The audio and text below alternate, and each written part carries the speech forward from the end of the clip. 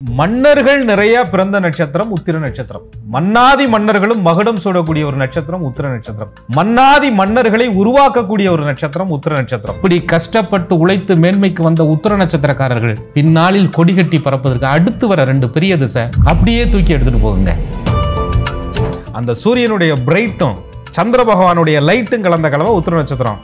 அந்த white light எல்லாம் நீங்க சொல்றதா இருந்தா கலர்ல மட்டும் இல்லைங்க, அந்த மனசும் சந்திர பகவான் போல வெண்மையாக இருக்கக்கூடியவர்கள் உத்திர நட்சத்திரத்தில் பிறந்தவர்கள். ராகு திசை நிறைவு பெற்று நல்லா இருந்தா குருவிட்ட தூக்கி கொடுப்பார், நல்லா இல்லைனாலும் குருவிட்ட கொடுப்பார். நல்லா இருக்கும் போது கொடுத்துட்டா குரு அப்படியே எடுத்துட்டு போவார், நல்லா இல்லாத போது கொடுத்தா அதை மோல்டு பண்றதுக்கே குருவுக்கு 16 வருஷமும் சரியா போயிடும். இத்தனை துறைகளிலும் ஜொலிக்கக்கூடியவர்கள் உத்திர நட்சத்திரத்தில் பிறந்தவர்கள். அடிப்படையில் ராகு திசையில் தன்னைத்தானே செதுக்கி கொண்டவர்கள், தன்னுடைய வாழ்க்கையை தன்னுடைய சுகத்தை தியாகம் செய்தவர்கள், தன்னை அழித்து கொண்ட உத்திர நட்சத்திரக்காரர்கள் இன்னைக்கு பெரிய பொறுப்புகள்ல கொடி கட்டி பறக்கிறாங்க. எத்தனையோ உத்திர நட்சத்திர ஜாதகத்தை பார்த்துட்டேன் நான். குரு பாதிக்கப்பட்டுட்டாரு, பாதிப்பா இருக்குங்க, கெட்டு போயிருவீங்க, பணத்தை இன்வெஸ்ட்மெண்ட் பண்ணாதீங்க, பாதிப்பு வருங்க, பிள்ளைய நம்பாதீங்க, உங்களை சேஃப்டி பண்ணிக்கோங்க, காசை முடக்கிருங்க, தேவையில்லாத விஷயங்கள்ல அசட்டை போடாதீங்க, தொழில் விரிவாக்கம் பண்ணாதீங்கன்னு உண்மையை சொல்லிட்டு போயா. எத்தனையோ சனி பகவானுடைய ஸ்தலங்கள் இருந்தாலும் கூட ஒவ்வொருவருடைய சுய ஜாதகத்துக்கு தகுந்த சனி பகவானுடைய ஸ்தலங்கள் மாறுபடும்.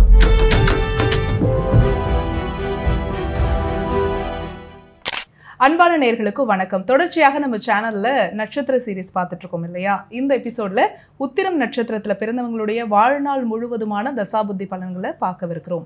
இது பார்ட் 2 வீடியோ. பார்ட் 1 வீடியோல உத்திரம் நட்சத்திரத்துல பிறந்தவங்களுடைய குணாதிசயங்கள், அவங்களுடைய பிறப்பின் ரகசியங்களை பத்தி பேசியிருக்கோம். இதை பார்க்காதவங்க பார்ட் 1 வீடியோவை பார்த்துட்டு இதை பார்த்தீங்கன்னா இன்னும் உங்களுக்கு முழுமையாக தெளிவாக புரியும். புலிப்பாணி சித்தர் வழி ஜோதிடர் திரு கோகுலக்கண்ணன் இவருடைய கணிப்பில் உத்திர நட்சத்திரத்தில் பிறந்த உங்களுடைய வாழ்நாள் முழுவதுமான தசாபுத்தி பலன்களையும் உங்களுடைய வாழ்க்கையின் ரகசியத்தை பற்றியும் இன்னும் நம்ம முழுமையாக தெரிஞ்சுக்கலாம். வாங்க. வணக்கம் சார். வணக்கம். குரு வாழ்க, குருவே துணை.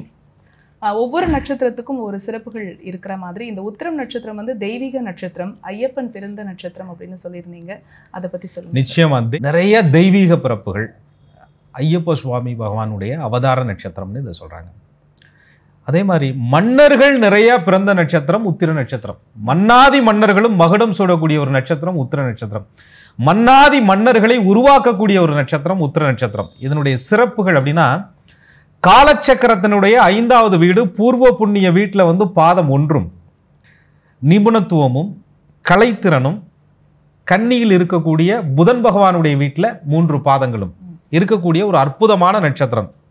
ஒரு அரசனுக்கு தலைமை கிரீடம் எந்த அளவு முக்கியமோ, ஒரு அரசன் நாட்டினுடைய கலை, நாட்டியம், செல்வங்கள், கோவில்கள், புலவர்கள், மக்கள் இதையெல்லாம் பாதுகாப்பது எந்த அளவு முக்கியமோ, அதே போல உத்திர நட்சத்திரத்தில் அந்த தலைமை பண்பும் கூடுதலாக தன்னுடைய கலாச்சாரத்தை பாதுகாக்கக்கூடிய குணங்களும் இருப்பதற்கு ஒரே காரணம் பூர்வ புண்ணிய வீட்டிலையும் புதனுடைய வீட்டிலையும் இந்த நட்சத்திரம் பரவி இருக்கிறதுனால.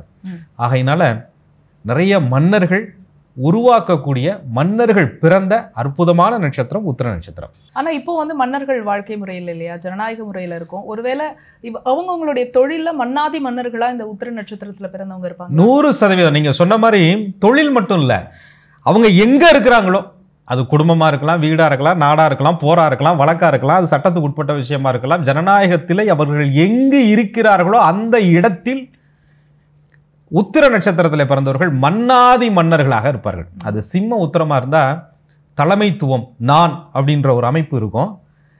கன்னியிலும் அந்த உத்திர நட்சத்திரம் 3 பாதங்கள் இருக்கிறதுனால நான் மட்டும்தான் அப்படின்றது போக, வாய்ப்பு கிடைக்கும் போது கோல் அடிக்கிறது நம்ம ஆளுக.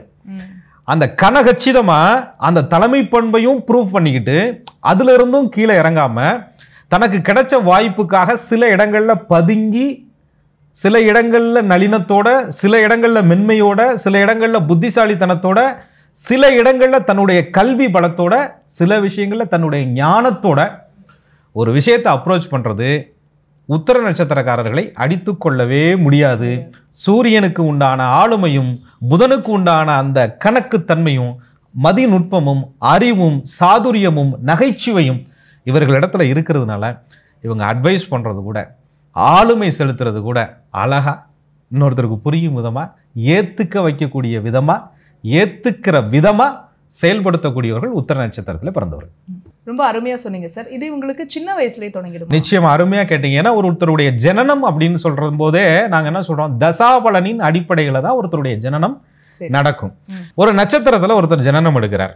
அப்ப பாதத்தின் அடிப்படையில அந்த ராசிகள்ல சில வித்தியாசம் இருக்கும். உடைபடாத 4 பாதங்களும் கொண்ட நட்சத்திரம் ஒரே ராசியில இருக்கும். உத்திரம் என்பது உங்களுக்கு சிம்மத்திலையும் இருக்கு, கன்னியிலையும் பரவி இருக்கக்கூடிய நட்சத்திரம். அப்ப மக நட்சத்திரம் 4 பாதம், பூர நட்சத்திரம் 4 பாதங்கள் போக பாக்கி இருக்கக்கூடிய ஒரு பாதம் தலைப்பகுதின்னு சொல்லக்கூடியது சிம்மத்தில் இருப்பதனால 1ஆம் பாதத்தில் பிறந்தவர்கள் சிம்ம ராசி என்றும் 2, 3, 4 பாதங்களில் பிறந்தவர்கள் கன்னி ராசி என்றும் சொல்லப்படுகிறார். ஆக எப்படி வச்சு பார்த்தாலும் அந்த உத்திர நட்சத்திரத்துக்குரிய ஆதிக்க கிரகம் என்று சொல்லக்கூடிய சூரிய பகவானுடைய தசாபலனை முதல் திசையாக கொண்டு இவங்க பிறக்கிறாங்க. அது சிம்ம உத்திரமா இருக்கும்போது ராசியாதிபதியே திசை நடத்துறாரு. கன்னி உத்திரமாக இருந்தாலும் புதன் பகவானுக்கு நெருங்கிய நட்பு கிரகம் என்று சொல்லக்கூடிய சூரியனோடு மட்டுமல்லாது எப்பயுமே சூரிய பகவானோடு இணைந்து பயணிக்கக்கூடிய புதன் பகவானுடைய ஒரு அற்புத தன்மையும் இவர்களுக்கு இருக்கிறதுனால இந்த நட்சத்திரத்தில் பிறந்தவர்கள் மிகச்சிறந்த ஆளுமை திறன், மிகச்சிறந்த படைப்பாற்றல், மிகச்சிறந்த தெய்வீக நிலை, இதோட தான் அந்த சூரிய திசையிலே இவங்க ஜனனம் எடுக்கிறாங்க. இவங்க சுய ஜாதகத்தில் ஜனனகால இருப்பு மகாதிசைன்னு போட்டிருக்கோம். அவங்க ராசி நவாம்ச கட்டத்துக்கு கீழாக. அதில் சூரிய பகவானுடைய தசை மொத்தம் 6 வருஷம்னு நாங்கள் சொல்கிறோம். அதில் அவங்க ஜனனம் எடுக்கும்போது இத்தனை வருடம், இத்தனை மாதம், இத்தனை நாட்கள் அப்படின்னு எழுதப்பட்டிருக்கும்.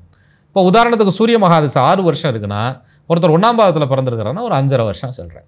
2ஆம் பாதத்தில் பிறந்திருக்கிறாருன்னா அதில் பாதி, 3ஆம் பாதம்னா அதில் பாதி, 4ஆம் பாதம்னா சில மாதங்கள் சில நாட்கள் கூட சூரிய திசை இருக்கலாம். ஆக நம்ம ஒரு கணக்கு போடும்போது எப்பயுமே என்ன பண்ணுவோம், ஒரு தசையை பாதியாக வச்சு தானே கணக்கு போடுவோம். அப்படி சூரிய மகாதிசையை நம்ம ஒரு தோராய கணக்கை இப்போ போட்டுருவோம். உத்திர நட்சத்திரத்துல பிறந்தவங்களுடைய அந்த முதல் தசையான சூரிய தசை 6 வருடங்கள் சொன்னீங்க. தோராயமா நம்ம ஒரு 3 வயது வரைக்கும். ஆமா, நம்ம ஒரு தசைன்னு எடுக்கும்போது அது ஒரு மத்தியமா இவங்க பிறந்ததுல இருந்து அப்படியே பேசி தவந்து ஒரு எல்கேஜிக்கு போற ஸ்டேஜ்னு வச்சுக்கோங்களேன். அம்மானு சொல்றது அப்பதான் அந்த 2 பல்லு முளைச்ச டயத்துல அப்படியே சூரிய தசை உங்களுக்கு நடக்கிறதா வச்சுக்கோங்க. சும்மாவே நம்ம ஆளுங்க சலங்கையை கட்டிட்டு ஆடுவாங்க. இன்னும் பல்லு முளைச்சிருச்சுன்னா அந்த உத்திர நட்சத்திரத்தில் இருப்பவர்கள் அந்த பேச்சே சலங்க சத்தம் போல அப்படியே அழகா இருக்கும், வசீகரமா இருக்கும், தெய்வீகமா இருக்கும், பிறர் போற்றும் விதமா இருக்கும். அந்த சின்ன வயசுல ஆளுமை திறன் தனியா தெரியும். அப்பா கூப்பிடுறது கூட இங்க வாப்பா அப்படின்னு அதட்டி கூப்பிடுறது, அம்மா கூப்பிடும்போது கூட அதிகாரமா கூப்பிடுறது, பால் டப்பாவே பவர்ஃபுல்லா வாங்குறது, இதெல்லாமே உத்திர நட்சத்திரத்தினுடைய ஒரு சிறப்பு. அந்த சூரியனுக்கே உண்டான தேஜஸ், ஒளி, அந்த தோல், ஸ்கின்னை பார்த்தாலே சும்மா தெரிக்கும்னு சொல்லலாம். உத்திர நட்சத்திரக்காரர்களை பார்த்தா அந்த அழகு அப்படியே அது உங்களுக்கு இருக்கும். அதை விட அப்படி அடிச்சு கூப்பிட்டதுக்கப்புறம் உட்காந்து அந்த நகைச்சுவையா ஒரு சிரிப்பு, அது என்ன சொல்றதுன்னா நக்கலா அப்படி அப்படி ஒரு மாதிரி அப்படி மேல இருந்து கீழே வரையும் பார்த்து ஒரு சிரிப்பு. அந்த உத்திர நட்சத்திரக்காரர்கள் எதிரியை கூட கலங்கடித்து விடும் அந்த சிரிப்பில் 1000 அர்த்தம் கொண்ட தன்மையை சூரிய பகவான் இளம் வயதிலேயே இவர்களுக்கு கொடுத்து விடுகிறார். அதோட இவங்க வளர்றாங்க. அதுக்கப்புறம் ஒரு தசைக்கு போவாங்க. பிறக்கும் போதே சூரிய தசையில பிரைட்டா ரொம்ப ஆளுமை மிக்கவர்களா இந்த உத்திர நட்சத்திரத்துல பிறக்கிறவங்க இருக்காங்க. அடுத்து நடக்கவிருக்கிற சந்திர தசை இவங்களுக்கு எந்த வயது வரைக்கும் இருக்கும்? சந்திரன் என்ன கொடுக்குறாரு? நிச்சயமா நீங்க சொல்லும் போதே சொன்னீங்க பிரைட்டா. அந்த பிரைட்டா அப்படியே எடுக்கிறதால சந்திரனோட வேலை. சூரிய பகவானுடைய வெளிச்சத்தை அப்படியே உள்வாங்கி நிலவு பௌர்ணமியாக ஜொலிக்கக்கூடியவர்களாக உத்திர நட்சத்திரத்தில் பிறந்தவர்கள் இருப்பாங்க. இவங்கள்ட்டங்க அந்த சூரியன்ட்ட இருக்கக்கூடிய ஆளுமை எந்த அளவுக்கு இருக்குதோ அந்த அளவுக்கு சந்திர பகவானுக்கு உண்டான அந்த மனக்குழுமையும் இவர்கள்ட்ட இருக்கும். இயற்கையின் காதலர்கள் உத்திர நட்சத்திரத்தில் பிறந்தவர்கள். உத்திர நட்சத்திரக்காரர்களுடைய வீட்டில் பார்த்தீங்கன்னு சொன்னா நிச்சயமா ஒரு சாய்பாபா வழிபாடு, ஒரு மகான்களுடைய வழிபாடு, ஸ்ரீ ராகவேந்திரருடைய வழிபாடு, சித்தர்களையும் ஞானிகளையும் போற்றி வணங்கக்கூடியவர்களாக உத்திர நட்சத்திரத்தில் பிறந்தவர்கள் இருப்பார்கள். ஒரு வீட்டில் ஒரு செடி காய்வது கூட உத்திர நட்சத்திரக்காரர்களுக்கு பிடிக்காது. அந்த செடியை பராமரிக்கிறது, அதோட நின்று பேசுறது, அதை பூ எடுக்கிறது, அந்த பூ எடுத்துக்கொண்டே சுவாமிக்கு படைக்கிறது, முல்லை கொடி வளர்க்கிறது, அதாவது முல்லைக்கு தேர் கொடுத்தான் பாரின்னு சொல்லுவாங்க. அது மாதிரி ஒவ்வொரு பூச்செடிகளுக்கும் வாழ்வு கொடுத்தவர்கள் உத்திர நட்சத்திரத்தில் பிறந்தவர்கள். இயற்கையின் காதலர்கள், இயற்கையோடு ஏந்து வாழக்கூடியவர்கள் உத்திர. இந்த குணம் எங்கேருந்து வருதுன்னா சந்திரன் பகவான்கிட்ட இருந்து தான் வருது. ஏன்னா அது சின்ன வயசுலேயே அவர்களுக்கு அந்த சந்திர திசை வர்றதுனால இந்த குணம் இவர்கள்ட்ட இயற்கையாகவே ஒட்டிக்குது. இந்த சந்திர பகவானுடைய திசை 10 ஆண்டுகள் நடக்கும். இதில் ஒரு நுட்பம் என்ன அப்படின்னு கேட்டிங்கன்னா, நான் உத்திர நட்சத்திரம் 1ஆம் பாதத்தில் பிறந்த சிம்ம ராசி.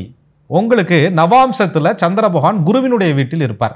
இதனுடைய குணாதிசயங்கள், இவர்களுடைய வாழ்க்கை ரகசியங்கள், இவர்களுடைய பிறப்பின் ரகசியங்கள், இவர்களுடைய கர்ம பதிவுகள், இவர்களுக்கு எதிர்கால வாழ்க்கையை நிர்மாணிக்கக்கூடிய தெய்வ வழிபாடுகள் அப்படின்றது ஒரு பாதத்துக்கே மாறுபடுதும் போது 2ஆம் பாதம், 3ஆம் பாதம், 4ஆம் பாதங்கள்லாம் நவாம்சத்தினுடைய நிலையில சந்திர பகவான் மாறுபடும் போது இந்த உத்திர நட்சத்திரத்திலே 4 பாதங்களுக்கும் வெவ்வேறு குணாதிசயங்களை சித்தர்கள் சொல்லியிருக்கிறாங்க.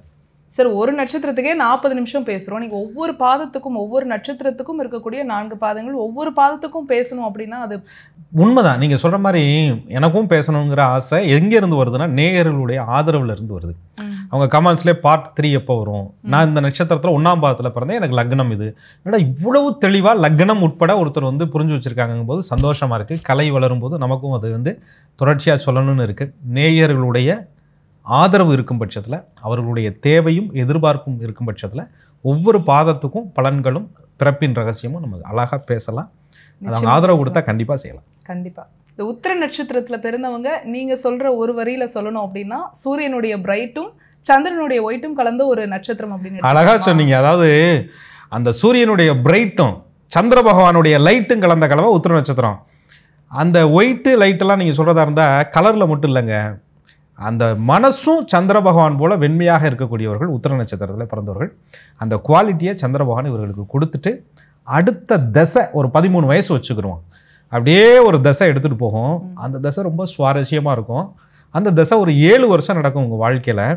அந்த 7 வருஷமும் அவ்வளோ அற்புதமான சுவாரஸ்யங்கள் இவர்களை சுற்றி நடக்கும். இந்த 7 வருஷங்கிறது செவ்வாய் மகாதசை இல்லையா சார்? அப்படியான சுவாரஸ்யமான இந்த செவ்வாய் தசை உத்திர நட்சத்திரத்தில் பிறந்தவங்களுக்கு எப்படி இருக்கும்? அதாவது சிம்மத்துக்கு அதிபதியான சூரிய பகவானுக்கும் செவ்வாய் வந்து பாக்யஸ்தானாதிபதியாக வர்றார் சிம்ம உத்திரத்துக்கு. சரி.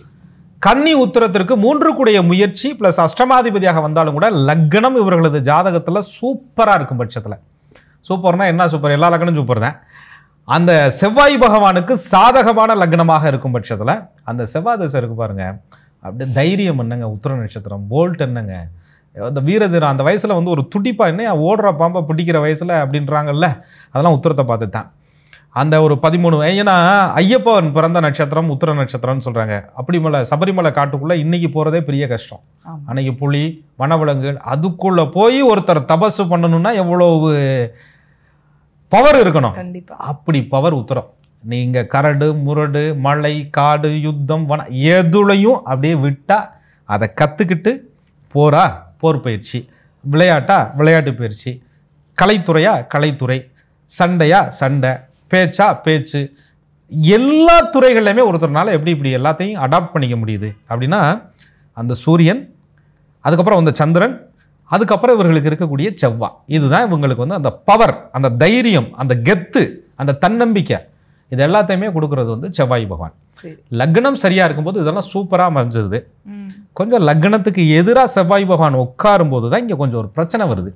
இவங்களுடைய தைரியமும் தன்னம்பிக்கையும் வீரமுமே உடம்பை ஒரு காயப்படுத்துது, ரணப்படுத்துது, தழும்புகளை ஏற்படுத்துது, அறுவை சிகிச்சைகளை கொடுக்குது, சகோதரனை பாதிக்குது, கூட பிறந்தவர்களுக்கு உயிரிழப்புகள் ஏற்படுது, பூமி விற்பனை ஏற்படுது, ஆதாயத்தில் பிரச்சனை உருவாகுது, தந்தை கஷ்டப்பட்டு உழைத்து சேர்த்த சம்பாத்திய சொத்து சுகங்களை வழக்காடு மன்றம் சென்று இழக்க வேண்டிய சூழ்நிலைகள் உருவாகுது, பங்காளிகளுக்குள் பகைகள் ஏற்படுது, சித்தப்பா உள்ள பெரியப்பா உள்ள பாசமாக இருந்தவங்க சண்டை சச்சரவுகளை கொடுக்குது, தீக்காயங்கள் ஏற்படுது.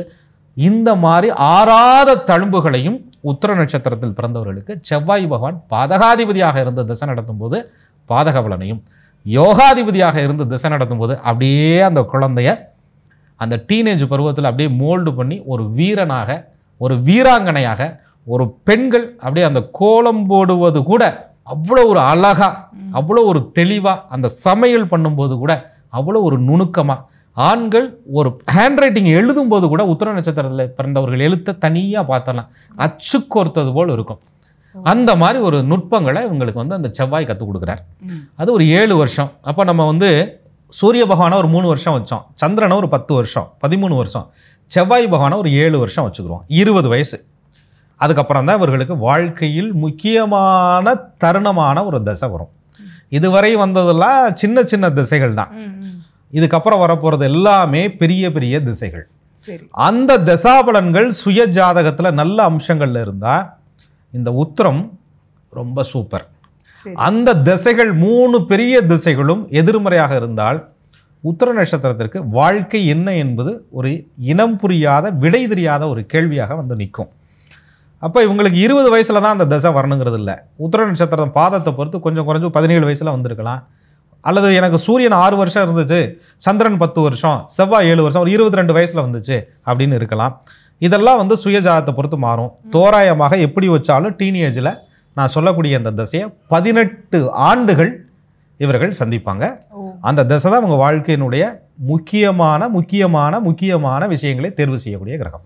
3 வாட்டி முக்கியமான தசை அப்படின்னு சொல்லியிருக்கீங்க சார். 18 வருஷம்னாலே ராகு மகாதசை தான். இந்த உத்திர நட்சத்திரத்துல பிறந்தவங்களுக்கு இந்த ராகு மகாதசை என்ன பலன்களை கொடுக்கும்? நீங்க சொல்ற மாதிரி அந்த 18 வருஷத்தையே 3 பார்ட்டா பிரிச்சுக்கிடுவோம். சரி. ஏன்னா எப்பயுமே நாங்கள் தசைகளை சொல்லும்போது தசைக்குள் நடக்கக்கூடிய புத்திகளையும் சொல்லுவோம்.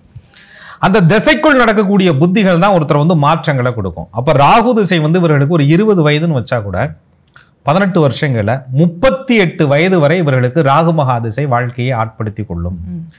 ராகு திசைகள் ராகு புத்தி, குரு பகவானுடைய புத்தி, சனி பகவானுடைய புத்தி, புதனுடைய புத்தி, கேதுவினுடைய புத்தி, சுக்கிர பகவான் புத்தி, சூரிய மகா புத்தி, சந்திர மகா புத்தி, செவ்வாய் பகவானுடைய புத்தியோடு ராகு திசை நிறைவு பெற்று நல்லா இருந்தால் குருவிட்ட தூக்கி கொடுப்பார். நல்லா இல்லைனாலும் குருவிட்ட கொடுப்பார். நல்லா இருக்கும்போது கொடுத்துட்டா குரு அப்படியே எடுத்துகிட்டு போவார். நல்லா இல்லாத போது கொடுத்தா அதை மோல்டு பண்ணுறதுக்கே குருவுக்கு 16 வருஷமும் சரியாக போயிடும். அதனால நான் என்ன சொல்கிறேன்னா, இந்த ராகு திசையில் படிக்கக்கூடிய கல்வி கற்கும் தருவாயில் இருக்கக்கூடிய உத்திர நட்சத்திரக்காரர்கள், உயர் படிப்பு படித்து கொண்டு இருக்கக்கூடிய உத்திர நட்சத்திரக்காரர்கள், ராகு திசையில் திருமண தருவாயில் இருக்கக்கூடிய உத்திர நட்சத்திரக்காரர்கள், ராகு திசையில் திருமணம் முடிந்த நிலையில் இருக்கக்கூடிய உத்திர நட்சத்திரக்காரர்கள், ராகு திசையில் முடிந்தனா அந்த திருமண வாழ்க்கையை முடிந்து போன ஒரு நிலை. அது என்ன சார் முடிந்த நிலை? அதாவதுங்க, அந்த ராகு பகவானுடைய திசையில கல்யாணம் முடிஞ்சிருது, அந்த கல்யாணமே ஒரு முடிவுக்கு வந்துருதுல்ல, இதெல்லாம் பார்த்தீங்கன்னா அந்த ராகு மகாதிசையில் தான் நடக்கும். ஒரு புத்தி அந்த மாதிரி வேலையை பண்ணிடும். ராகு திசையில் குரு புத்தி நல்லா இல்லைன்னா நம்ம நினைப்போம் குருவுக்கு ராகுக்கு நட்பு தானே அப்படின்னு நினைப்போம். லக்னத்துக்கு குரு அசுபராக இருக்கும்போது திருமணத்தை டக்குன்னு டிசைட் பண்ண வைப்பார். அப்போ அந்த வயசுல பார்த்தீங்கன்னா அந்த வேகம் ஆர்வ கோளாறு இருக்கும்போது எந்த வேலை சொன்னாலும் அந்த பிள்ளைங்க எதிர்வாதம் பண்ணுவாங்க. சூரிய சந்திரருக்கு அப்பாவுக்கு சூரியனையும் அம்மாவுக்கு சந்திரனையும் நம்ம காரகரா சொல்றதுனால இவங்க 2 பேரும் பேசுறதே அவங்க உடம்புல ஏதோ கம்பளி பூச்சி விடுற மாதிரி இருக்கும். அதை தேவையில்லாத அட்வைஸ் பண்ணிக்கிட்டு முடி விட்டுறதுக்குலாம் இன்னும் சலூன் கடையில் ஃபோன் பண்ணி சொல்லிக்கிட்டு இருக்கிறாருங்க அப்படிம்பா. அப்படி பையன் பொண்ணு என்ன பண்ணும்னா, பாத்திரம் விளக்குந்தாங்க சொன்னேன், லேசா பார்த்துச்சுங்க, அதோட என்கிட்ட பேசுறதே இல்லைங்க அப்படின்ற மாதிரி. திடீர்னு ஓடுதுங்க, திடீர்னு வருதுங்க, திடீர்னு ஸ்கூல் ஃபீஸ் கட்டணுங்குது. சரி பாவமேன்னு காசு கொடுத்தோம்னா அடுத்த நாள் ஸ்கூலுக்கும் போல ஆலயங்கன்னா எங்க போச்சுன்னே தெரியலங்க. திடீர்னு ஒரு நாள் 2 நாள் கழிச்சு போலீஸ் ஸ்டேஷன்ல கூப்பிடுறாங்க, சரண்டர். என்ன சரண்டர்? பிடிச்ச மாப்பிள்ளையோட நிக்குது, டீனேஜ், ஒன்றும் செய்ய முடியல, குடும்பத்தோட போய் நின்று ஸ்டேஷன்ல உட்காந்து பேசும்போது நான் அவரோட தான் வாழ்வேன் அப்படின்னு சொல்லுது. நீ அவரோட தான் சாக போகிறாய், நாங்க சொல்றோம், கேட்க மாட்டேங்குது. நாங்க சொல்ற எல்லாமே எதிர்பதமா அந்த வயசுல தெரியுதுங்க. இது ராகு திசை. அவங்க செய்யற எல்லாமே அவர்களுக்கு நல்லது மாதிரி தெரியுதுங்க, அது அவர்களுக்கு மோசமான நிலை. அப்ப இவங்க கொடுக்கக்கூடிய அட்வைஸும் அவங்க எடுத்துக்கக்கூடிய நிலையும், நீ கண்ணுக்கு முன்னாடி கெட்டு போக போறியே தங்கம்னு சொன்னாலும் நான் கங்கணம் கட்டிட்டு கெட்டே தீருவேன் அப்படின்னு சொல்லக்கூடிய குணாதிசயத்தையும் இந்த ராகு பகவான் அவர்களுக்கு கொடுத்து விடுகிறார். அதே நேரத்தில் நல்ல அமைப்புகளில் ராகு பகவான் உட்காரும்போது அதை கூட ஒரு புலிப்பான ஐயா தன்னுடைய பாடல்களில் சரியா சொல்றாரு. கண்டத்தில் ராகு பழுதின்றி நின்று இருக்க. கண்டங்கிறது இந்த இடத்துல என்ன சொல்றாருன்னா, கண்டம்னா தண்டம் விரயம் ஒரு மாதிரி துர்மரணம் அப்படி கிடையாது. சதுர்கேந்திரங்கள் ஜோதிடத்துல கேந்திர ஸ்தானம்னு சொல்லுவாங்க, திரிகோண பாவகன்னு சொல்லுவாங்க, 1-5-9ன்னு சொல்லுவாங்க. லக்கண கேந்திரத்துல ஒரு சுபர் நிக்குது, அந்த இடத்துல ராகு நிக்குது, அந்த வீட்டுக்குடையவன் அவனுக்கு கேந்திரத்தில் நின்று இருக்க, அவ்வீட்டுக்குடையவன் சுபராக இருந்து அவனை பார்க்க, அவன் நின்ற ஸ்தானாதிபதி வலுவுடன் அமர்ந்து நிற்க, அவன் திசையே வரும் வயதில் வந்திருக்க, வெகு அரசனை போல் நிலைத்திருப்பான் சிவசிவா கிளறி யோகம் சொல்லியா அப்படின்னு சொல்றாரு. அப்ப அந்த ராகு நல்ல அமைப்புல இருக்கும்போது அப்பா படுற கஷ்டம், அம்மா படுற கஷ்டம் அப்படின்னு சொல்லி சுத்தி அப்படியே ஒரு மாதிரி லைட்டை சுத்தி அப்படியே கடிக்கிற வண்டு பறக்குங்க. அதுக்கு கீழே உட்கார்ந்து புத்தகத்தை எடுத்து படித்து மிகப்பெரிய சயின்டிஸ்டா, மிகப்பெரிய மருத்துவர்களா, மிகப்பெரிய தலைவர்களாக, மிகப்பெரிய வாழ்க்கையை வழிநடத்தக்கூடிய பெரிய பொறுப்பாளர்களாக, பேச்சாளர்களாக, சட்ட வல்லுநர்களாக, கணித மேதைகளாக, வழக்குரைஞர்களாக, நீதிபதிகளாக, இத்தனை துறைகளிலும் ஜொலிக்கக்கூடியவர்கள் உத்திர நட்சத்திரத்தில் பிறந்தவர்கள். அடிப்படையில் ராகு திசையில் தன்னைத்தானே செதுக்கி கொண்டவர்கள், தன்னுடைய வாழ்க்கையை தன்னுடைய சுகத்தை தியாகம் செய்தவர்கள், தன்னை அழித்து கொண்ட உத்திர நட்சத்திரக்காரர்கள் இன்னைக்கு பெரிய பொறுப்புகளில் கொடிகட்டி பறக்கிறாங்க. எத்தனையோ உத்திர நட்சத்திர ஜாதகத்தை பார்த்துட்டேன் நான்.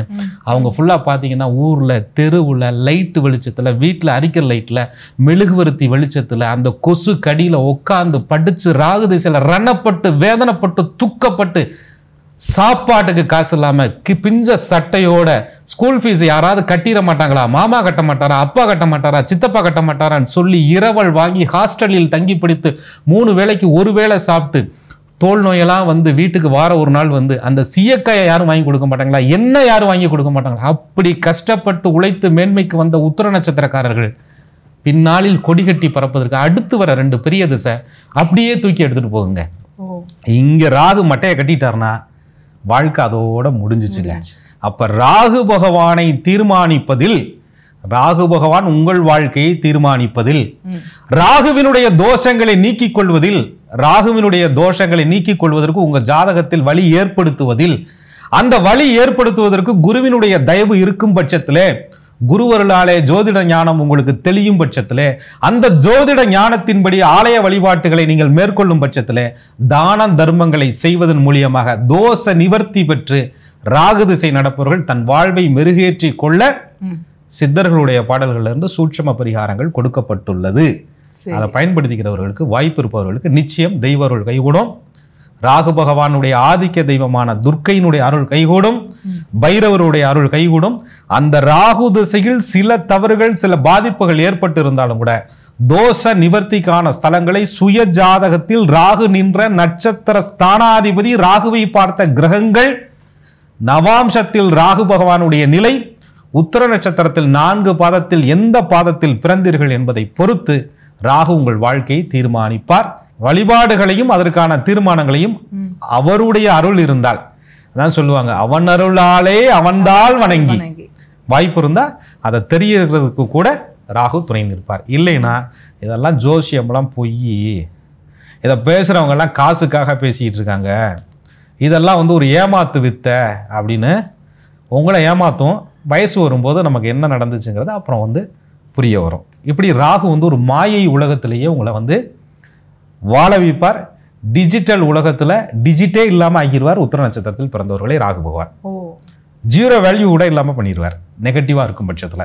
அதே நேரத்துல ராகு யோகமாக இருந்தால் அந்த 0க்கு முன்னாடி 100 0 போட்டு ஒரு நம்பரை போட்டுக்கோங்க, அவ்வளவுக்கு வேல்யூ உள்ள ஆளா மாத்திடுவார். சார், அப்போ எல்லா தோஷங்களுக்குமே வழிபாடு இருக்கா? நிச்சயமா இருக்குங்க. அந்த வழிபாடுகள், பரிகாரங்களை நம்ம எந்த அளவுக்கு ஆத்மார்த்தமா செய்யறோம் அப்படின்னு இருக்கு, நம்பிக்கையோடு செய்யறோம் இருக்கு, அது எந்த காலகட்டங்களில் செய்வோம் இருக்கு, கண்ணுக்கு முன்னாடி தீர்வும் கிடைக்குது அப்படின்னு நிறைய அனுபவப்பட்டவர்கள் சொல்லியிருக்காங்க. ஸோ பரவாயில்ல, அது விதி இருந்தால் தான் மதியில் வந்து இருக்கும், மதி வந்தால் தான் உங்களுக்கு வாழ்க்கை வந்து நிலைக்கும். மதி இருந்தால் தான் சுய ஜாதகமும் வேலை பார்க்க முடியும். நிச்சயமா சார், இந்த ராகு மகாதசை 18 ஆண்டுகள் அப்படின்னும் போது நல்ல நிலையில இருந்தா நன்மையே நடக்கும் உத்திர நட்சத்திரத்துல பிறந்தவங்களுக்கு. ஒருவேளை அந்த நல்ல நிலையில இல்லை அப்படிங்கும்போது இந்த 18 வருஷமும் இவங்க வந்து கஷ்டப்படுறாங்க. அப்படி கிடையாது, அதுக்குள்ள வந்து புத்திகள்லாம் இருக்கு. காணவே ராகு திசை சுக்கிர புத்தி கனமான மாதம் அது 6 ஆகும். அதுல சுக்கிர பகவான் நல்ல இடத்துல இருந்துட்டாருன்னா அந்த காலகட்டங்களில் தோகையர்களால் நல்ல பலன் உண்டாகும். தோகையர்னா பெண்களால் திருமணம் கைகூடுறது, நல்ல அமைப்புகள் உருவாகிறது, வீட்டுக்கு லட்சுமி தேவி வந்து குடியிருக்கிறது, ஐஸ்வர்யங்கள் கிடைக்கிறது அப்படின்னு ஐயா சொல்றாங்க. சுக்கிர புத்தி இது அப்படியே அடுத்த புத்திக்கு நிலைக்குமா? சுக்கிர புத்தியில ஆகோ ஓகோன்னு சூப்பராக கொண்டுட்டு வந்துடுது. சாதாரணமாக இருக்கிறவர் பெரிய பிரம்மாண்டமாக வந்துடுறாரு. ஸோ நம்ம இப்படியே தான் இருக்க போறோம்னு ஒரு நம்புறாரு, நம்ப வைக்கிது ராகு திசை. அதுக்கப்புறம் சூரிய பகவானுடைய புத்தி வருது. அதை ராகு திசையில் கழிவு புத்திகள்னு சொல்லுவாங்க. ஒரு 3 புத்தி நடக்கும். ராகு திசையில சூரிய புத்தி, ராகு திசையில் சந்திர பகவானுடைய புத்தி, ராகு திசையில் செவ்வாய் பகவானுடைய புத்தி. இந்த 3 புத்தியும் லக்னத்தின் அடிப்படையில் நல்லா இருந்தா மட்டும்தான் ராகு திசையில கொடுத்த செல்வங்கள் கூட நிலைக்குது. அந்த 3 புத்திகளும் சாதகமா இல்லைன்னா இவங்க பிறக்கும் போதே உத்திரம் சூரியன் ஆதிக்கத்தில் பிறந்திருக்கிறதுனால ராகு திசை சூரிய புத்தி நடக்கும்போது பெரும்பான்மையாக தந்தைக்கு கர்மஸ்தானத்தை கொடுக்குது. பாம்பொன்று உள்ளே வந்து திசை நடத்தி வெளியே செல்லுங்கால் பெற்ற பிதருக்கு கர்மம் சொல்லியா அப்படிங்கிறார். அந்த கர்மம்னா கர்ம காரியங்களை செய்ய வைக்கிறது. சூரிய புத்தி நடக்கும்போது அரசாங்க தண்டனைகளை கொடுக்கறது, வேலை இழப்பு ஏற்படுறது, விஆர்எஸ் கொடுக்கறது, மேலதிகாரிகளால் தொந்தரவு வர்றது, இன்கம் டேக்ஸ் பிரச்சனையில மாட்டிக்கிறது, இன்கமே இல்லைங்கிட்ட டேக்ஸ் வர்றதுங்கிற மாதிரி சூழ்நிலையை ராகு உருவாக்குறது, இதெல்லாமே சூரிய புத்தியில் நடக்கும். ஆக நீங்க வந்து ராகு திசை நடக்கும்போது தற்சமயம் நீங்க என்ன புத்தியில இருக்கிறீங்கிறத பொறுத்து தான் அந்த திசையை நம்ம கணக்கிடணும். ஒட்டு மொத்தமா ராகு திசை 18 வருஷமும் கெடுக்கும்னு சொல்ல முடியாது, ஒட்டு மொத்தமா ராகு திசை 18 வருஷம் கொடுக்கணும்னு சொல்ல முடியாது. புத்தியை பொறுத்து தான் மாறும். சரிங்க, ஆரம்பத்திலே சொல்லியிருந்தீங்க இந்த உத்திர நட்சத்திரத்துல பிறந்தவங்களை மன்னாதி மன்னர்களா ஆக்கக்கூடிய கிரகம் வந்து எது சார்? அதே மாதிரி உத்திர நட்சத்திரம் நீங்க சொன்ன மாதிரி தான், நான் இல்லைன்னு சொல்லல. அது உத்திர நட்சத்திரத்தில் சிம்மராசியா கன்னிராசியாங்கிறத பார்த்துக்கணும். அதுக்கப்புறம் தான் என்ன லக்னத்துல பிறந்திருக்கோங்கிறத 2வது விஷயங்களை கையில வச்சுக்கணும். அதுக்கப்புறம் ராகு பகவானுக்கு அடுத்து அற்புதமான தெய்வீகம் பொருந்திய குரு பகவானுடைய திசை உத்திர நட்சத்திரத்தில் பிறந்தவர்களுக்கு 16 ஆண்டுகள் வரும். அந்த குரு பகவானுடைய திசை உத்திர நட்சத்திரத்தில் பிறந்தவர்களுக்கு நல்ல அம்சங்களில் இருக்கும்போது பாரப்பா பரமகுரு 4-7-10 பகர்கின்ற கோணமுடன் தனமும் லாபம் சீரப்பா செந்திருமாள் தேவியுமே நிலைத்திருப்பாள் செல்வங்கள் முத்துமாலை எல்லாம் ஜொலிக்குமையா குருபதி நின்ற நிலையை பாரு அப்படிங்கிறார். குரு பகவான் எங்க நிக்கிறாருங்கிறத பாத்துக்க, எந்த நட்சத்திரத்தில் இருக்கிறாருன்னு பாத்துக்க, குரு பகவான் யாரை பாக்குறாருன்னு பாரு, குரு யாரோட சேர்ந்து இருக்கிறாருன்னு பாரு, சேர்ந்தது முக்கியமில்ல எத்தனை டிகிரியில இருக்கிறாருன்னு பாரு, இணைவு எப்படி ஏற்பட்டிருக்குன்னு பாரு, அந்த இணைவை வேற ஏதாவது அந்த லக்கணத்திற்கு அசுப நீச கிரகங்கள் வக்ர கிரகங்கள் பார்த்து அந்த இணைவை கெடுக்குதான்னு பாரு, அந்த குரு என்ன சாரம் வாங்கி உட்கார்ந்துருக்கிறான்னு பாரு, அங்கீசவான் யாருன்னு பாரு, நவாம்சத்தில் அவருடைய நிலை என்னன்னு பாரு, ராசியை தாண்டி பாவகத்தில் குரு எங்க மாறுறாருன்னு பாரு. இதெல்லாம் பார்த்துட்டு மன்னாதி மன்னர் ஆவார்னு அடிச்சு விடியா. அதை விட்டுட்டு சும்மா எடுத்தோனே உத்திர நட்சத்திரத்துல பிறந்தா செல்வம் வரும் அப்படின்னா எப்படி வரும்? கூரப்பா குடிநாதன் கண்ணுற்று பார்த்திட்டாலும் வெகுபேரை ஆதரிப்பான் ஜென்மன் காலை. குடிநாதன் சொல்லக்கூடியவர் லக்னாதிபதினு சொல்லக்கூடியவர், லக்னாதிபதி நின்ற வீட்டின் அதிபதி என்று சொல்லக்கூடியவர் நல்ல அம்சங்கள்ல இருந்தா தாய அந்த ராஜயோகத்தை சொல்லணும். இல்லைன்னா குரு கொடுக்குற மாதிரி கொடுத்து வாழைப்பழத்துல ஊசி ஏத்துற மாதிரி ஏத்தி கெடுத்துப்பட்டு போயிடுவாரியா. அந்த குரு தசை நல்ல இடத்துல இல்லைன்னா கெட்ட பேர் வருமையா, சிறைவாசம் வருமையா, தண்டங்கள் வருமையா, குழந்தைகள் பறிபோகுமையா, ஆயுள் பிரச்சனைகள் வருமையா, குழந்தைக்கும் சாதகனுக்கு முட்டிக்கிறமையா, சொல் பேச்சு கேட்காத குழந்தைகள் ஏற்படுமையா, குழந்தைகள் அவய குறைபாடோடு வருமையா அப்படின்னு சொல்றார். அப்ப குரு பகவான் நல்ல அம்சங்கள் இருந்தா அமைச்சராயிருவாரியா. உத்திர நட்சத்திரத்தில் பிறந்தவர்களுக்கு குரு பகவான் நல்ல அம்சங்களில் இருந்தா மந்திரியாகும் யோகம் உண்டாகும்யா, மந்திரிக்கு ஆலோசனை சொல்லும் யோகம் உண்டாகும்யா, வெளிநாடு போகக்கூடிய யோகம் உண்டாகும்யா, வெளிநாட்டில் இருக்கக்கூடிய நபர்களால் கொண்டாடப்படக்கூடிய யோகம் உண்டாகும்யா, கலைகளில் தேர்ச்சி உள்ளவனாக இருப்பார் ஐயா. பூமி சொத்து வீடு ஆஸ்தி அந்தஸ்து உட்கார்ந்த இடத்துல லட்சுமி நின்று பேசுமையா, என்னைக்கோ வாங்கி போட்ட பூமி பன்மடங்கு விலை ஏறுமையா, பெற்ற பிள்ளைகளால் செல்வம் வந்து சேருமையா அப்படிங்கிறார். அப்ப அந்த உத்திர நட்சத்திரத்தில் பிறந்தவர்களுக்கு குரு பகவானுடைய திசை கவனிக்கப்பட வேண்டிய திசை. குரு பகவான் கேந்திர கோணங்களில் இருந்தால் நல்லதுன்னு சொல்றாங்க. அதே கன்னி ராசிக்கு குரு கேந்திர கோணத்துல இருக்கக்கூடாது. அப்ப இது சரியா? உத்திர நட்சத்திரத்துல பிறந்துட்டாரு, லக்கணம் மிதுனமா போயிருச்சு அல்லது ரிஷபமா போயிருச்சு, இப்ப என்ன பலன் சொல்லுவ? சொல்லப்பா எருதோடு மிதுனத்தோருக்கு சுகமெத்த உண்டு என்று சொல்வார்கள், அல்லப்பா அந்தனனும் கேந்திரம் வேற அவர் செய்யும் கொடுமை இது மெத்த உண்டு, தள்ளப்பா தரைவருளும் தனமும் நாசம் தார்வேந்தர் அரிட்டமுடன் தோஷம் செப்பு, சொல்லப்பா குருபதியும் கோணம் வேற கொற்றவனே குளவிக்கு நன்மை சொல்லியாங்கிறார். குளவி செல்ல பயலுக்கு நல்லவர்களுக்கு நன்மையை சொல்லியா? குரு பாதிக்கப்பட்டுட்டாரு, பாதிப்பா இருக்குங்க, கெட்டு போயிருவீங்க, பணத்தை இன்வெஸ்ட்மெண்ட் பண்ணாதீங்க, பாதிப்பு வருங்க, பிள்ளைய நம்பாதீங்க, உங்களை சேஃப்டி பண்ணிக்கோங்க, காசை முடக்கிருங்க, தேவையில்லாத விஷயங்கள்ல அசட்டை போடாதீங்க, தொழில் விரிவாக்கம் பண்ணாதீங்கன்னு உண்மையை சொல்லிட்டு போயா அப்படின்னு சொல்றாரு. அதான் தன்னுடைய கடைசி பாடல்கள்ல லக்னேஷன் நிலையை பாரு, லக்னாதிபதி நிலையை பாரு, உத்தமனை ஊழ்வினையை எடுத்து சொல்லு. ஊழ்வினையை சொல்றதுக்கு தான் அவனை சொல்லப்பட்டிருக்கே தவிர கமர்சியல் ஆக்கிவிடாத அப்படின்னு சொல்றாரு. பரிகாரம் என்பது தெய்வ வழிபாடுகளை சொல்லு, ஆலயங்களை சொல்லு, தான தர்மங்களை சொல்லு, என்ன நீ உட்காந்து பூஜை பண்ணிக்கிட்டு இருக்க அப்படிங்கிறார். ஆகையினால குரு பகவானுடைய நிலையை பார்த்துத்தான் நீங்க உண்மையான குருக்கள்கிட்ட போவீங்களா, உண்மையான தெய்வ வழிபாடு செய்வீங்களா, இல்ல எங்கேயாவது போய் மந்திரவாதி தந்திரவாதிகிட்ட நீங்க போய் தலைமை பீடாதிபதிகளிடம் சிக்கி தலைமை இல்லாமலே பாதிக்கப்படுவீர்களா அப்படிங்கிறது உங்களுக்கு குருதான் தீர்மானிப்பார். உத்திர நட்சத்திரத்தில் பிறந்தவர்களுக்கு குரு திசையை பத்தி ரொம்ப அற்புதமா சொன்னீங்க. இந்த உத்திர நட்சத்திரத்துல பிறந்தவங்களை மன்னாதி மன்னர்களா இந்த குரு திசை மாற்றும் நல்ல நிலையில இருக்கும்போது அப்படின்னு சொன்னீங்க.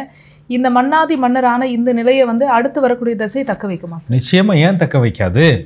உங்களுக்கு குருவுக்கும் சனி பகவானுக்கும் ஒரு சிறப்பு விதி உண்டு. யோகமில்லாத குரு திசை தன் திசையில் வாரி வாரி வழங்குமே, ஆனால் அடுத்து வரக்கூடிய சனி பகவான் யோகாதிபதியாகவே இருந்தாலும் யோகம் செய்யாமல் போய்விடுவார். அப்ப யோகம் இல்லாத குரு திசை யோகமான குரு திசைன்னு அங்கே நடக்கிற போதே நம்ம ஃபில்டர் பண்ணிட்டு தான் சனி மகா திசைக்கே பலனுக்கு போகணும். இந்த குரு பகவானுடைய திசைக்கும் சனி பகவானுடைய திசைக்குமே இடையில ஒரு சின்ன வித்தியாசம் இருக்கும். கூரப்பா 8க்கு வேசிகளன் கெடுதியுள்ள மனைவி பகை நோயால் கண்டம் அரசரால் பொருளும் சேதம் சொல்லியாங்கிறாரு. அப்போ குரு பகவான் 8ஆம் இடத்துல இருந்தாலும் கோச்சாரப்படி உனக்கு 8ஆம் இடத்துல சஞ்சரிச்சாலும் சுய ஜாதகத்துல அது லக்னத்திற்கு 8வது பாவமாக அமர்ந்தாலும் அந்த குரு நடந்து முடிய போகும்போது இவர்களுடைய சில நடத்தை பிரச்சனை, அன்பு காட்டி மோசடியாகி ஏமாற்றப்படுவது, தன்னுடைய உண்மையான வாழ்க்கையை தானே கெடுத்துக்கிறது, கணவன் மனைவிக்கு இடையே சந்தேக பிரச்சனைகள் உருவாகும் விதமான சூழ்நிலைகளை அமைத்து கொடுப்பது அல்லது அமைந்து கொள்வது அல்லது அமைந்ததை இவர்கள் ஒரு மாதிரி வித்தியாசமா கையாள்வது, நல்ல வாழ்க்கையா இதெல்லாம் கொடுத்து அந்த மனைவியை நோய்வாய்ப்படுத்துறது. ஆணாக இருந்தால் மனைவி, பெண்ணாக இருந்தால் கணவன் வச்சுக்கோங்களேன். ஏன்னா பெண்ணுக்கு 8ஆம் இடம் மாங்கல்ய ஸ்தானம் இல்லையா, கூடவே வந்து நம்ம சூரியன் செவ்வாயும் பார்த்துக்கணும். இடிசை கதிர்கூடி எவ்விடம் இருந்து பார்த்தாலும் சேர்ந்தாலும் வாலிபந்தண்ணில் அந்த களத்திர தோஷம்னு சொல்லப்பட்டிருக்கு. சூரியன் செவ்வாயும் வச்சு தான் களத்திர பலனை நிர்ணயம் பண்ணணும். வெறும் குரு 8ல் இருக்குது, உங்கள் லக்னத்துக்கு பாதகமாக இருக்குது, தசை நடக்குது, கணவனை பாதிக்கும்லாம் சொல்லக்கூடாது. அப்போ இதை பொறுத்து தான் உங்களுக்கு அடுத்த சனி திசை உங்களுக்கு இம்ப்ரூவ் பண்ணி எடுத்துகிட்டு போகும். ஏன்னா சனி பகவான் வந்து கன்னி உத்திரத்திற்கும் 6ஆம் அதிபதியாகவும் வருவார், 5ஆம் அதிபதியாகவும் வருவார். சிம்ம உத்திரத்திற்கு 6, 7 கூடியவனாக வருவார். அப்போ ராசிப்படி உங்களுக்கு பாதகாதிபதியாக வரும்போது லக்னத்திற்கு அவர் யோகராக இருக்கும் பட்சத்திலேயே சனி திசை உங்களை நல்ல வாழ்வாங்கு வாழ வைக்குங்க. குருவில் நல்லா சஸ்டைன் பண்ணி உட்கார்ந்தவங்கள சனி திசை சுய புத்தியில மட்டும் சில சிரமங்கள் கொடுத்துட்டாலும் கூட புதன், கேது, சுக்கிர, சூரிய, சந்திர, செவ்வாய் புத்திகள், ராகு புத்தி, குரு புத்தி வரையுமே அழகா சனி பகவான் வாழ்வாதாரத்திற்கு தேவையான அத்துணை வசதிகளையும் செய்து கொடுப்பார். என்ன ஒன்றுனா சனி திசை வந்து அந்த மத்தியம வயதில் கடந்து வந்துடுது இல்லையா. நம்ம வந்து இப்போ பிறப்புல இருந்தே சொல்லிட்டு இருக்கோம், 3 வயசு வரையும் உங்களுக்கு சூரிய திசை, 13 வயசு வரையும் சந்திர திசை, 20 வயசு வரையும் செவ்வாய் திசை, 38 வயது வரையும் ராகு திசை, அங்கிட்டு ஒரு 16 அப்படிங்கிற உங்களுக்கு 54 வயது வரை குரு திசைங்கிற 54 வயசுல வந்து சனி மகா திசை உட்காரும் போது அந்த சனி பகவானுடைய திசை உங்களுடைய உழைப்பிற்கு ஒத்துழைப்பு கொடுக்கக்கூடிய திசையாக இருக்கணும், நோய்வாய்ப்படுத்தாத திசையா இருக்கணும், வாதத்தை ஏற்படுத்தாத திசையா இருக்கணும். சில பேருக்கு சனி பகவான் பாதகாதிபதியாக இருக்கும் பட்சத்தில் வாகன விபத்துகள், சிறு சிறு கண்டங்கள், வாகன செலவினங்கள், உடம்பில் காயம், எலும்பு முறிவுகள், இரத்த காயங்கள், இரத்த சோகை சம்பந்தப்பட்ட பிரச்சனைகள், ஞாபக சக்தி குறைபாடு, கணவன் மனைவியால் வெறுப்புகளுக்கு ஆட்படுத்தப்படுதல், தூரதேச சஞ்சாரங்கள் போகுதல், அங்கே போய் பணிகளை இழத்தல், இந்த பணியை விட்டுட்டு அங்கே போய் இருக்கிற வேலைகளையும் இழத்தல், கொடுத்த வாக்குறுதியை காப்பாற்ற முடியாமல் தலைமறைவு வாழ்க்கை, கீழ்த்தரமான செயல்கள், எதிரிகளால் விரோதம், அரசாங்க தண்டனைகளுக்கு ஆட்படுதல், கிழிந்த ஆடைகள். அதுதான் ஐயா கூட ஒரு பாட்டில் சொல்வார், அன்னச்சத்திரம் கட்டி இருந்தாலும் சனி திசை ஏதாவது மோசமாக இருக்கும் பட்சத்தில் பாதிப்புகளை கொடுக்க வேண்டும்ங்கிற நிலையில் இருந்தால் உடல் உறுப்புகளை பாதிப்பு அடைய செய்வார். சில லக்னங்களுக்கு கூட அமைப்புகள் இருக்கு. மேஷத்தில் ஜனித்தவர்களுக்கு கெடுதிமத்த தருவானடா கதிரவன் பிள்ளை, ஆலப்பா அகம்பொருளும் நிலமும் இருந்தால் அவன் விதியும் குறையும்படா அன்பாய் கேளு, கூறப்பா கோணத்தில் இருக்க நன்று கொற்றவனை கேந்திரமும் கூடாதப்பாங்கிறார். அப்போ ஒரு மேஷ லக்னத்துக்கு சனி திசை வலுத்து உட்காரக்கூடாதியா அப்படிங்கிறார். அப்போ உத்திர நட்சத்திரத்தில் பிறந்து நான் மேஷ லக்னமா இருக்கேன், சனி என்னவா இருக்கிறார், விருச்சக லக்னமா இருக்கேன், சனி பகவான் என்னவா இருக்கிறார், கடகம் சிம்ம லக்னமா இருக்கிறேன், சனி பகவான் என்னவா இருக்கிறார் சீர்தூக்கி பார்க்காம சனி திசையினுடைய ப்ரெடிக்ஷனை நீங்க எடுக்க முடியாது. சனி பகவானுடைய பலன்கள் உங்களுக்கு சாதகமாக நடக்கும் என்றுங்கிற பட்சத்துல சனி பகவான் எந்த நட்சத்திர சாரத்துல நிற்கிறார்னு பார்த்து, சனி பகவானுக்கு எத்தனையோ ஸ்தலங்கள் இருந்தாலும் கூட, உதாரணத்துக்கு திருக்குள்ளிக்காடு கலப்பை சனீஸ்வரன் சொல்றோம், அறந்தாங்கிலிருந்து கட்டுமாவடி போற வழியில விலங்குளத்தில் இருக்கக்கூடிய அட்சயபுரீஸ்வரன் சொல்றோம், சுயம்பு சனீஸ்வரருடைய ஸ்தலம்னு சொல்றோம், திருநள்ளாறு ஸ்தலத்தை சொல்றோம். எத்தனையோ சனி பகவானுடைய ஸ்தலங்கள் இருந்தாலும் கூட ஒவ்வொருவருடைய சுய ஜாதகத்துக்கு தகுந்த சனி பகவானுடைய ஸ்தலங்கள் மாறுபடும். நீங்க சுயம்பு சனீஸ்வரரை தான் கும்பிடணும், நீங்க தனித்த சனீஸ்வர பகவானுடைய ஸ்தலத்துல போய் வழிபாடு செய்யணும். உங்களுக்கு செவ்வாய் சனி யுத்தமாக இருக்கு, கண்ட 4 8 கருதிய சனி செய்யமர தண்டங்கள் மிக உண்டாம், திரவியங்கள் நாசமாகும், கொண்ட குடும்பமே வேறாகும் ஐயா அப்படின்னு சொல்லும்போது செவ்வாய் சனி இணைந்த ஸ்தலம் பழனியில் இருக்கக்கூடிய திருஆவணன்குடியில் இருக்கக்கூடிய முருகப்பெருமானை தரிசித்து அங்கே உள்ள சனி பகவான் கிழக்கு முகம் பார்த்த சனீஸ்வர பகவானை தரிசனம் செய்யும்போது செவ்வாய் சனி யுத்தம் சீராகுது அப்படின்னு சொல்றாங்க. ஆக உங்களுக்கு ஏற்ற சனி பகவான் ஸ்தலம் என்ன? சனி பகவான் யாரோடு சேர்ந்திருக்கிறார்? சூரியனோடு சேர்ந்திருக்கிறார். சூரியனோடு சனியோடு வெய்யோன் மேவ அப்படின்னு ஒரு பாடல் இருக்கு. அப்போ அந்த சனி பகவான் சந்திரனோட சேர்ந்திருந்தா புனர்ப்பு தோஷம்னு சொல்றாங்க. இந்த சனி திசையை எந்த கிரகத்தோடு சேர்ந்திருக்கு, எந்த கிரகத்தால் பார்க்கப்பட்டிருக்கிறதை அறிந்துதான் சனி திசைக்கு இவர்களுடைய வாழ்க்கை பலன் என்பது நடக்கும். இப்போ இந்த உத்திர நட்சத்திரத்துல பிறந்தவங்களுக்கு வந்து சனி தசைங்கிறது சுமார் ஒரு 73 வயது வரைக்கும் நடக்குமா சார்? இதுக்கு அடுத்து அவங்க வந்து இந்த சீனியர் சிட்டிசனாக இருக்காங்க, முதுமையில் இருக்காங்க. பொதுவாக இந்த முதுமையில் இருக்கிறவங்களுக்கு ஒரு தனிமை அப்படிங்கிறது இருக்கும் இல்லையா? ஸோ இந்த அடுத்து நடக்கக்கூடிய தசை இவங்களுடைய வாழ்க்கையை எப்படி எடுத்துகிட்டு போகும்? நிச்சயமா. அதாவது இதற்கு வந்து ஜோதிடப்படி ஐயா சொல்கிறாங்க, புந்தின்னு சொல்லுவாங்க புதனை, மாலவன்னு சொல்லுவாங்க. மாலவர் நல்ல நிலையில் நிற்க நல்ல மன்னவன் சேர்க்கை, மாமனால் அனுகூலம் உண்டு, நல்ல கவிதை ஏற்றிடுவன், நல்ல கவிதை நுட்பம், அவங்க அனுபவத்தை அப்படியே டெடிகேட் பண்ணுறது, அதை வந்து அனுபவித்து வாழ்கிறது, அந்த வயதுலையும் பெரிய பொறுப்புகளோடு உயர் பொறுப்புகளுக்கு வர்றது, ஆலயம் கட்டுறது, கோவில் கட்டுறது, தன்னுடைய அனுபவங்களை இளைய வாரிசுகளுக்கு கொடுக்கறது. இந்த மாதிரி புதன் பகவான் வந்து ரொம்ப நல்ல ஒரு அமைப்புகளில் இருந்தால் அவங்களுக்கு அந்த 17 வருடமும் அந்த முதுமையை பீஸ்ஃபுல்லாக கொண்டு போவார். புதன் பகவான் பாதிக்கப்படும் போது அந்த அறிவு நுட்பம், அவங்களுக்கு வந்து ஞாபக சக்தி குறைபாடு, நரம்பு சம்பந்தப்பட்ட பிரச்சனை, கண்ணில் கோளாறுகள் உருவாகிறது, சரீர உபாதைகள் ஏற்படுறது, இந்த மாதிரியான புதன் சம்பந்தப்பட்ட அந்த நுண் அறிவு, ஞானம், மறதிகளால் ஏற்படக்கூடிய தொந்தரவு, இதற்கும் அந்த தசாபலன்களில் இவர்களுக்கு பிரச்சனையை கொடுக்கும். புதன் பகவானுக்கு நிறைய வழிபாடு ஸ்தலங்கள் இருக்கு. அதில் நம்ம திருவெண்காடை கூட சொல்கிறோம், அங்கே உள்ள அகோரமூர்த்தியையும் தரிசனம் செய்ய சொல்கிறோம். மீனாட்சி சொக்கநாதரை அந்த தசாபலன்களில் நம்ம சீனியர் சிட்டிசன்களில் வழிபாடு பண்ண சொல்கிறோம். புதன் திசை நடக்கின்றவர்கள் பக்கத்தில் இருக்கக்கூடிய நவகிரகத்தில் இருக்கக்கூடிய புதன் பகவானை வழிபாடு பண்ணி மகாவிஷ்ணுவை வழிபாடு செய்யும்போது இவங்களுக்கு இருக்கிற இடத்திலேயே அந்த புதன் திசையால் ஏற்படக்கூடிய தாக்கங்களிலிருந்து வெளியில் வரலாம். அந்த வயதில் இருக்கக்கூடிய பெரியவர்கள் படிக்கின்ற ஏழ்மை நிலையில் இருக்கக்கூடிய குழந்தைகளுக்கு படிப்புக்கான உதவி வசதிகளை செய்து கொடுக்கும்போது அவங்களுக்கு அதுவே பெரிய ஆத்ம நிம்மதியாகி புதன் அருளால் அவர்களுக்கு நல்ல பலன்கள் கிடைக்கும். ஸோ மற்ற திசைகளுக்கு வந்து நம்ம வழிபாடு சொல்லலை, ஆனால் சீனியர் சிட்டிசன் அப்படிங்கிற பட்சத்தில் நீங்கள் வழிபாடு சொல்லுங்கள். நிச்சயமாக மற்ற திசைகளுக்குமே நம்ம தான் தாராபலன் அடிப்படையில் அழகாக பார்ட் 3 வீடியோவில் இதை பற்றி சூப்பராக பேச போகிறோமே. நிச்சயமாக உத்திரம் நட்சத்திரத்தில் பிறந்தவங்களுடைய வாழ்நாள் முழுவதுமான தசாபுத்தி பலன்களை ரொம்ப அருமையாக சொன்னீங்க. ஒவ்வொரு தசை இவங்களுடைய வாழ்க்கையை எப்படி எடுத்துகிட்டு போகும், அந்தந்த கிரகங்கள் நல்ல நிலையில் இருந்தால் என்னென்ன பலன்களை கொடுக்கும், நல்ல நிலையில் இல்லைன்னா எந்தெந்த விஷயத்துலலாம் இவங்க கவனமாக இருக்கணும் அப்படின்ற ஒரு வழிகாட்டுதல் கொடுத்தீங்க சார். மிக்க நன்றி. மிக்க நன்றி. குரு வாழ்க, குருவே துணை. என்ன நேயர்களே, உத்திர நட்சத்திரத்தில் பிறந்த நீங்கள் உங்களுடைய வாழ்நாள் முழுவதுமான தசாபுத்தி பலன்களை இந்த பார்ட் 2 வீடியோவில் நீங்கள் பார்த்து தெரிஞ்சுட்டு இருந்திருப்பீங்க. ஒவ்வொரு நட்சத்திரத்துக்கும் பார்ட் வீடியோஸ் நம்ம போட்டுட்ருக்கோம். பார்ட் 1 வீடியோவில் வந்து உங்களுடைய வாழ்க்கையின் ரகசியம், பிறப்பின் ரகசியம், அதே மாதிரி குணாதிசயங்களை பேசியிருக்கோம். பார்ட் 2ல் வாழ்நாள் முழுவதுமான தசாபுத்தி பலன்களை பேசியிருக்கோம். இன்னும் அடுத்தடுத்த பார்ட் வரவிருக்கு. ஸோ இந்த வீடியோஸ் எல்லாம் உங்களுடைய டைம்லைனுக்கே வரணும் அப்படின்னா ஆஸ்ட்ராலஜர் கோகுலக்கண்ணன் யூடியூப் சேனலை உடனடியாக சப்ஸ்கிரைப் பண்ணிக்கோங்க. பக்கத்தில் இருக்கக்கூடிய பெல் ஐக்கானை கிளிக் பண்ணி வச்சுக்கோங்க. இந்த வீடியோவை நீங்கள் பார்த்ததுக்கு நன்றி.